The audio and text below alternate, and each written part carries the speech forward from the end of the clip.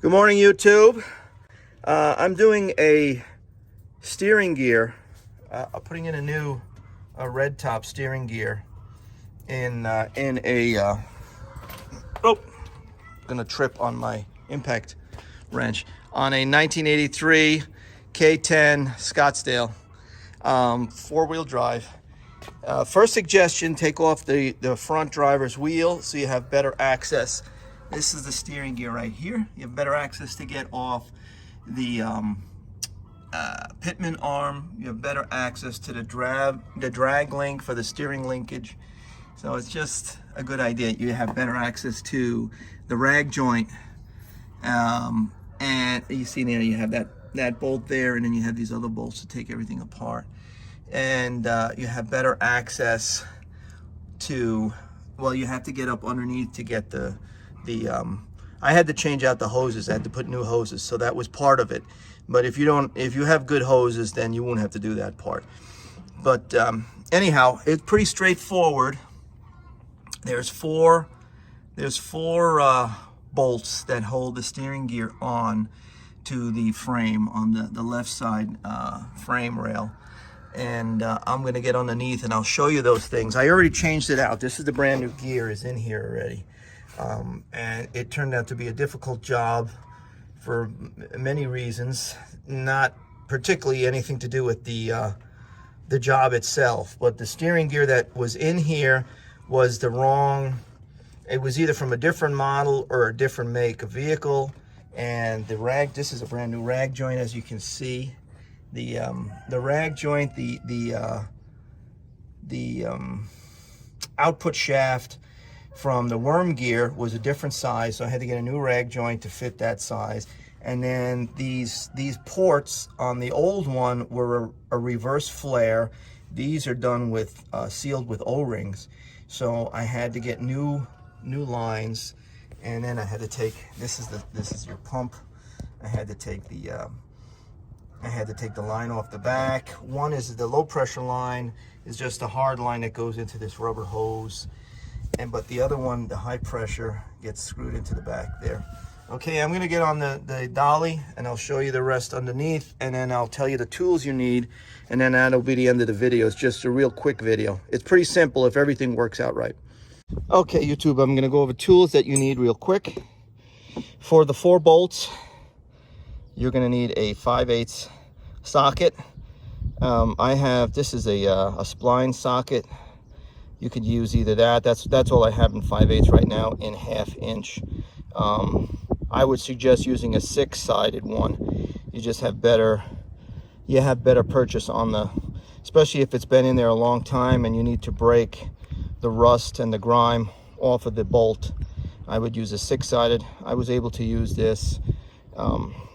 You're gonna need an extension to get down in there. You're gonna need a 19 millimeter to take off your lug nuts. You got 6 lug nuts, okay? Flare wrenches. So like I said, the 4 bolts are 5/8.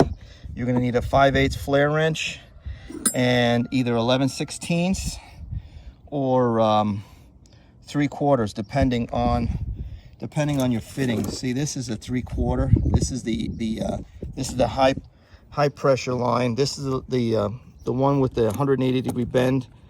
This goes into the rear of the power steering pump. This is 5/8. This end goes into the steering gear. This is 3/4 on this one. The one that came out of it was 11/16. So you're gonna need a shorty 5/8 too to get behind there. Like I said, 11/16 flare wrench, 5/8 flare wrench, 1/2 inch ratchet, 5/8 socket, and these are new. This is new high pressure, and this is new low pressure. And I'm gonna get down underneath, and I'm gonna show you where the bolts are, and then that's gonna be the end of the video. If you have any questions or you want to know anything further, just leave it in the comments. Okay, so here's the steering gear underneath. This is one right here. There's one here. So it's top and bottom. Okay, there's another one. I don't know if you can see it. You can't see it. Okay, there's one up here. That's the third one. The other one is down in there. I don't think I can film it, but it's okay. So look, it's, see this for the sway bar behind this bracket that the sway bar's on. It's all the way down in there, and that one's a pain in the ass to get to. That's what you need the extender for. You're gonna have to come all the way out here. You're gonna need a really long extender. If you don't have one that long, put two together and you come out there. All right, so those are the 4 bolts. That'll drop down.